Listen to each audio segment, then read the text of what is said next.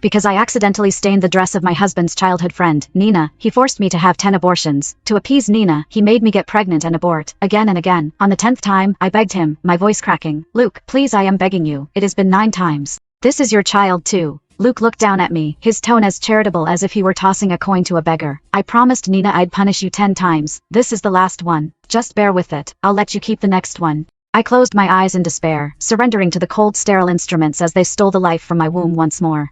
Suddenly, a mechanical voice echoed in my mind. Rebound system activated for host. All damage received will be reflected back upon the perpetrator. I opened my eyes to a world of blinding white, the familiar sharp scent of antiseptic filling my senses. Surprisingly, Luke was sitting by my bed, his expression a blank mask. Scarlett, 10 punishments. You should have learned your lesson by now. Be more careful next time. Don't upset Nina over something so trivial. Nina's coming to see you later, he continued, his voice casual, as if the 10 punishments were as simple as a child being told to write lines. Don't you dare give her a sour face, apologize properly, and we can put this behind us. But I was the one who had felt the searing pain of my flesh being torn apart 10 times. 3 years of suppressed grief and indignation surged through me, and my eyes instantly reddened. I've told you 100 times. She walked into my wine glass. She framed me on purpose. I did nothing wrong. What gives you the right to take away my chance to be a mother again and again? Luke's face darkened, his voice turning to ice. That is enough, Scarlett. I've seen the security footage. You deliberately tried to embarrass her, and now you are trying to slander her. You will apologize to Nina today. Before I could argue, the door opened and Nina walked in. She looked at Luke with a wounded expression. Luke, maybe we should just forget it.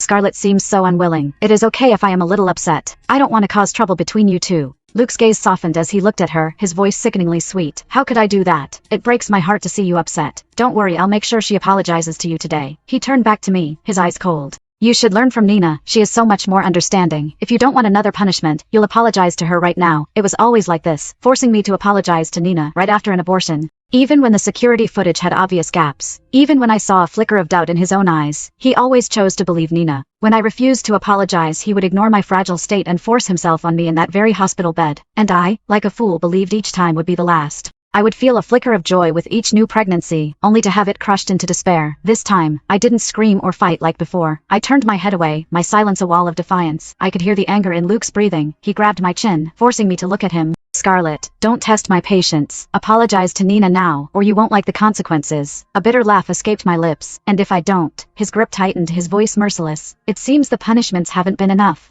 If you insist on being stubborn, I don't mind making you lose the chance to be a mother. One more time. My body tensed instinctively. My eyes blazed with fury as I stared him down. Luke Anderson, you wouldn't dare. He smiled, a chilling predatory grin. Dare? I've dared many times before. And you seem to enjoy it, don't you? His hand moved